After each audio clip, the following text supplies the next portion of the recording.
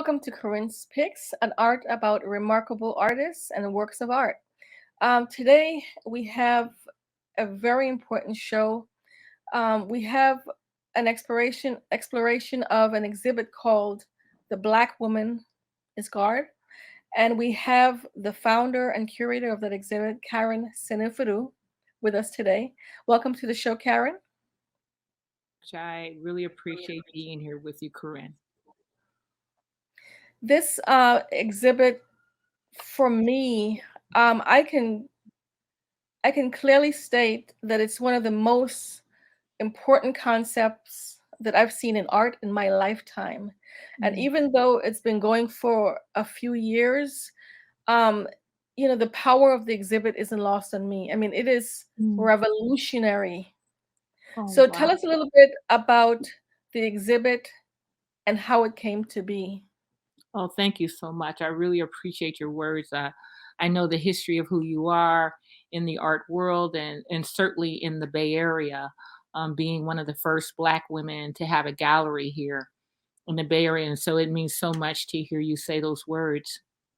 The Black Woman's God came about because of a conversation I was having with a co-curator who is now the executive director at the African American Art and Cultural Complex, Melora Green.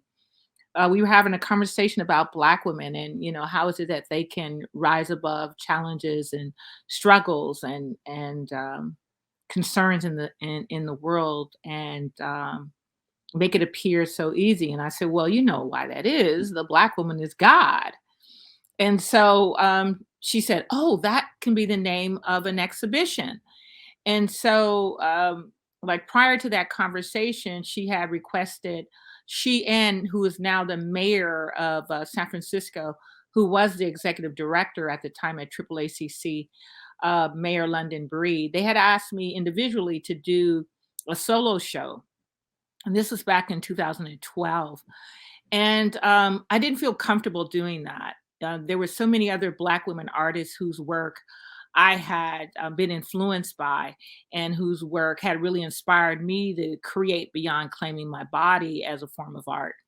And so I thought it'd be much more interesting to have an exhibition with 18 Black visual artists whose work had inspired me in Ray Louise Hayward's collection of Black artists called The Art of Living Black. This is where I was first introduced to over 50 Black women artists that I didn't even know lived in the Bay Area, let alone created in that form. And so I wanted to create a space where I could include Black women artists together and show all the different ways that they create, whether it was painting or videos or installations or sculptures or performing art. And that's really how the Black Womanist Guide came about, really the desire for inclusion. Thank you for mentioning Ray Louise Hayward. She's somebody who was dear to me and who I respected and who was a titan in the Bay Area art scene. I mean, a titan. So thank you for that. Also, um, for me, the exhibit really looks at identity in a way that I don't think we've been allowed to Mhm. have that platform, because I think people don't realize that even though there's a civil rights movement and there's racism and these all these things, they don't realize that Black women really have a different um, experience. Our self worth has been attacked. Our our beauty, Mhm. our aesthetic, our creativity has been called ghetto sometimes. Mhm. Our hairstyles have been under attack in terms of our creativity with geometric braids. And so Mhm. I think that the exhibit really is groundbreaking in so many areas. Mhm. Thank you for that. Yes, certainly. What's developed out of the exhibition is not is the artwork is very important and is central and it's and it's important to showcase all the different ways that Black women create that falls within the framework of the institution, but the way in which Black women claim their bodies is very, very distinct. And it is not just simply a form of style, but a way of resisting annihilation. And so it's the claiming of our culture through the body that is really essential. So that for this exhibition, Black women, they really come out, they really dress up, they really embrace all the different African aesthetics that can be expressed in an artistic way in this exhibition. And so there's even a component of the first day of the reception where fashion becomes really essential to the way that Black women present themselves. But then there's also a procession every year at Soma Arts is where the exhibition has been existing for the last, or living for the last 5 years. We have a procession where we go around the corner and just kind of uh, uh, uh, take over the space, and we do it in a way that can become signifiers to those who understand the representation that we make, but also pull in an audience that may not be familiar with it but recognize something of value that makes them drawn to what we're producing and what we're creating. So procession becomes a very important element of the exhibit. And then there's the performance, the various performances that happen, whether it's Black women playing string instruments like Tarika Lewis, the first woman to join the Black Panther Party, or Kuji Chakaleo plays who plays a trumpet and is also a poet, and then a group of Black women who play Congolese and Congolese drumming. It really showcases the wide range of creativity and cultural references that Black women have participated in the throughout the inception of the African diaspora. Yeah, I think that I've seen some of the videos. I almost feel I really regret not asking you to send me some of those videos so that people can really get a feel for it. Because I've seen those processions, women dressed in all white. They're so beautiful. I mean, absolutely beautiful. You know, I'm just gonna have to hold myself together for the rest of this interview and let you talk and show the pictures because Okay. it is huge. I mean, it's way beyond some of the images that we see. I invite the viewers to go to the website and really participate. So can we see the first image? Maybe you can tell us a little bit about Sure. your selection of artists and then each individual piece. Well, I really appreciate this artist. This artist I was first introduced to through Ray Louise's exhibition, The Art of Living Black, maybe about 10 or 15 years ago.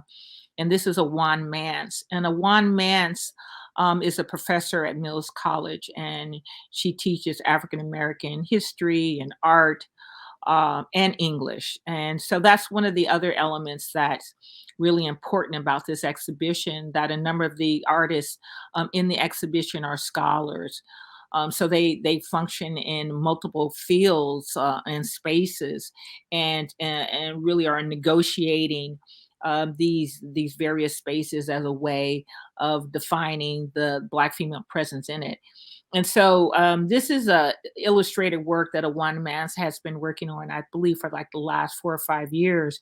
She works in a number of mediums, and these images really celebrate not only the kind of spiritual representation of an elder in the first frame, but in the frames to the right, the top and the bottom, she's actually embracing and acknowledging Bay Area artists that are important to the contribution of Black women.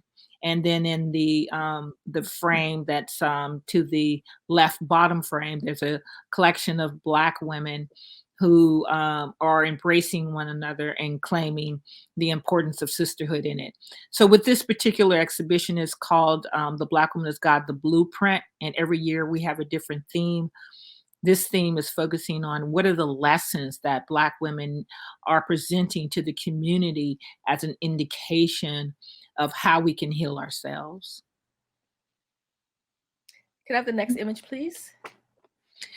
This particular image is very important. As I said before, a number of the women are crossing, multiple spaces, both in the present and as well as in the past. This work is by Tarika Lewis. Tarika Lewis was the first female to join the Black Panther Party, and she is also a classically trained violinist, as well as a visual artist and works in multiple mediums.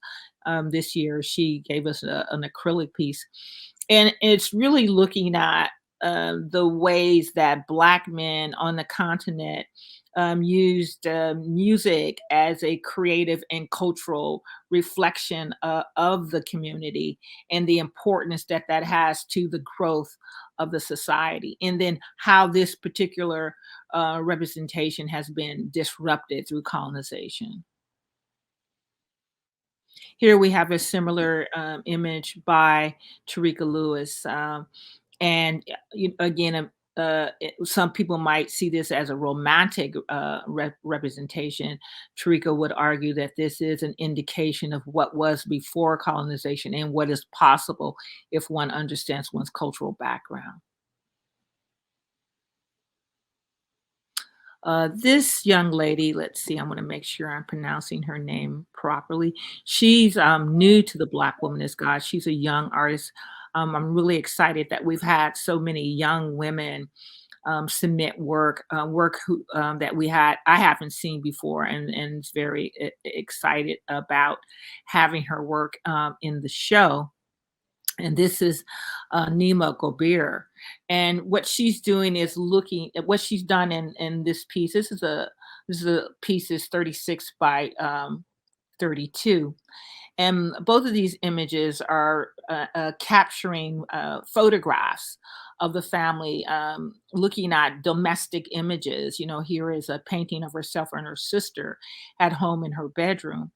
And this piece, it's unfortunate that we can't see it up close, but this piece has a number of different elements to it. So it's oil. It's oil on canvas, but it also has stitching in it. There's gold leafing in it.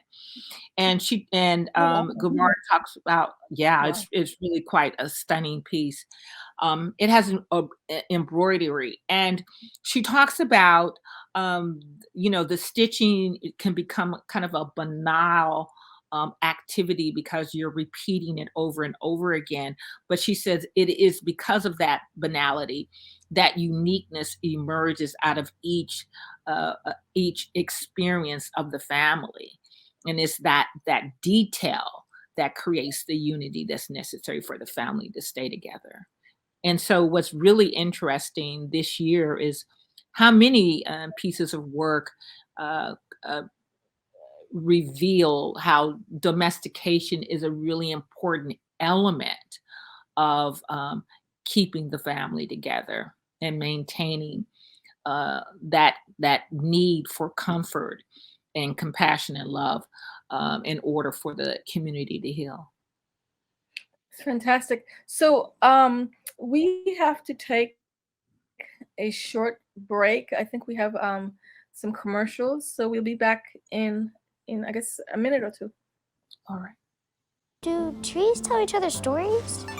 I'm sorry. I'm afraid I don't know that. Hey, why don't we go find out? Listen.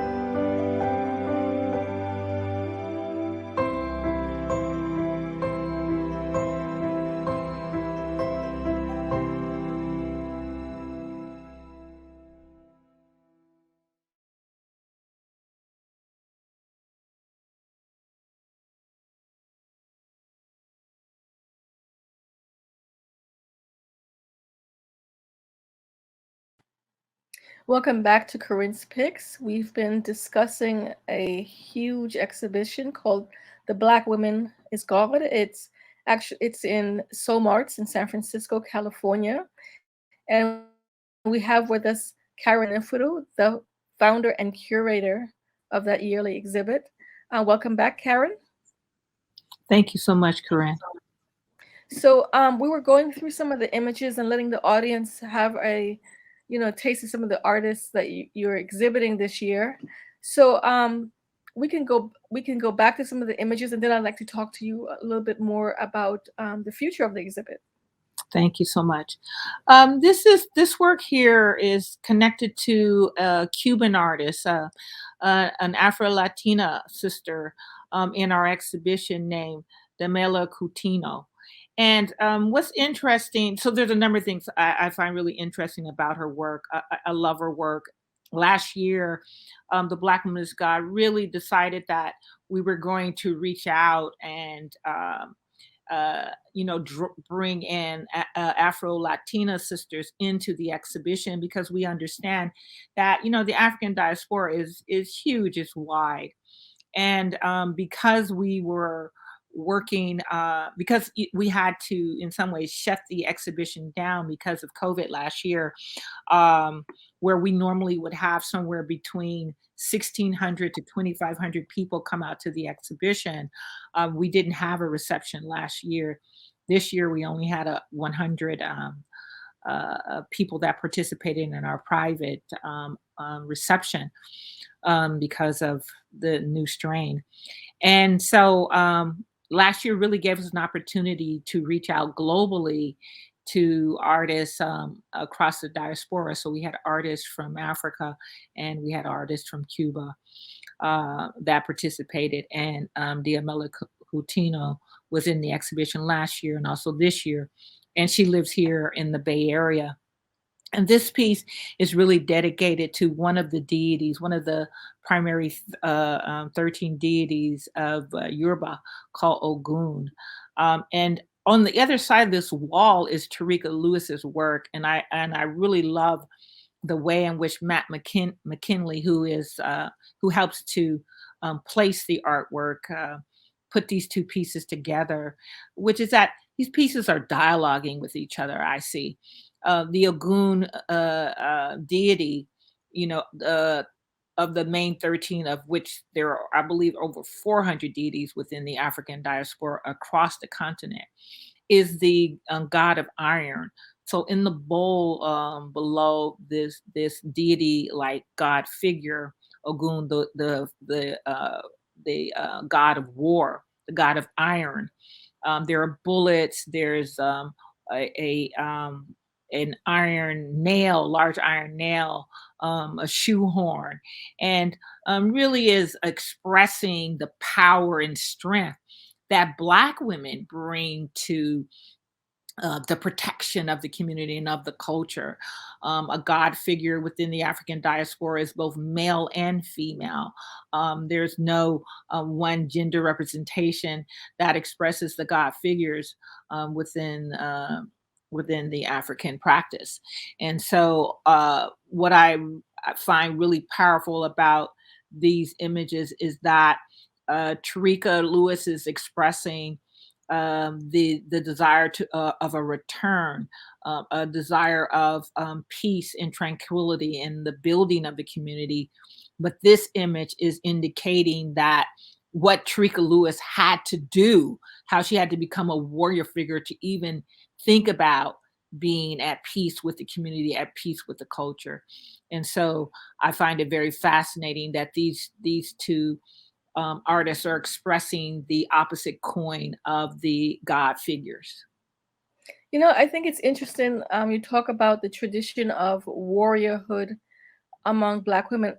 We think of slavery and just bodies laying in slave ships, but we don't always realize that these people came from kingdoms and empires. And I always have a theory that some of the women on those ships might have been warriors in the Benin Empire or Mm, the Homi Empire, right. where there was a tradition of warriorship.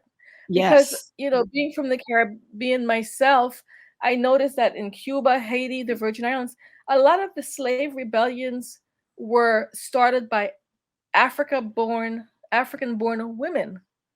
In Cuba, in Haiti, an African woman led it. In the Virgin Islands, there was a Ghanaian woman who led a revolution, which, Yes. the enslaved took the island over for 6 months, and it was only by accident that Mhm. the Danish was able to recapture the island in St. John.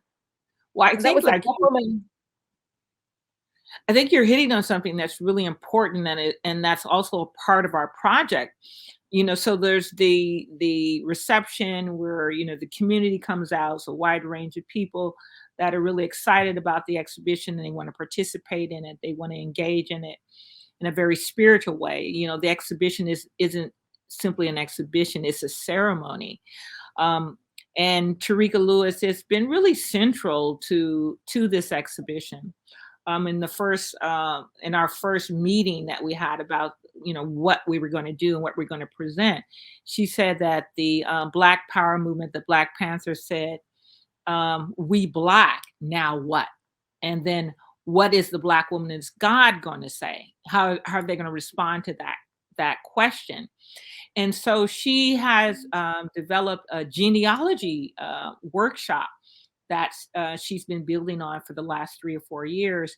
And Regina Calloway, who came into the exhibition, who's also doing genealogy work, she's her brother is Sway from Sway in the Morning. These two women have been, working on a project that's called Blood Consciousness. And so Tarika's been really essential in helping Todd, who is LL Cool J, discover who his blood relatives are through DNA, and also come to recognize that their lineage was connected to the first Black boxer in Wow. America Wow. called Yes, yes. So, and Wow. then having this long history, her father, Trika's father was a boxer. Trika's uncle was a boxer. LL Cool J loved boxing. He wrote a song called Mama Said Knock You Out. Turns out it was his grandfather who was saying that. So it's really powerful to make supposition about what we think the blood spirit is, and then being able to take that sacred saliva, that sacred spit, and then making a link, making a true link between what we suspect and what we know. And so there is something to that. Like, why do we make the certain kinds of decisions? Why is there this lineage of artists, or lineage of fighters, or lineage of spiritual healers? It's coming from something. And there's ways now that we can trace that connection, that blood consciousness connection, to the continent. There was an image that was put up in the beginning of the three drummers. Yeah. And you said those were men, but I immediately thought of the women in ancient Ghana. I think it's Ghana or Benin, that would go into war with the men and play Mhm. instruments, drums, to That's rile them, to get them riled up, to get them strong, right. to give them strength. Yeah. Um, so that's what I thought of when I saw that image. I think that certainly this the participating in the creativity, no matter no matter what it is, Black women have always been there, participating in the creation of the culture, of the of the creativity, of the language, of the arts. Black women have been central to that. It is only through this binary construct of Western culture, where what is central is white and male, that we have these divisions and separations, and what I call lost. But I also say what is lost can be found, what is buried can be discovered. And so the Black woman is God. One of its in important elements is presenting that discovery to the community, very specifically and in general to the society that comes and sees the exhibition. So we have like 2 minutes left, but I want to be fair to the artists. I want to make sure all the artists' work is shown. Can I Sure. just quickly have Yes. like a flash of each one so that they get seen? So one of our favorite artists, Nicole Dixon. This is a multimedia piece that's wood on there. She mixes graphite with charcoal and acrylic, and her work is all about recognizing beauty, healing from beauty, and connecting it to nature. So, that piece has multiple pieces. In the background there, in the middle piece, that sculpture, that was the only sculpture we had this year. That's Lorraine Bonner, one of my favorite visual artists, another artist that shaped me as a viewer, as an artist, as a founder of the project through the Art of Living Black. And in the far left corner there is Shona McDaniels, who also has created a museum in Sacramento called the Sojourner Truth Museum. But she's an incredible acrylic and oil artist, multimedia canvas work.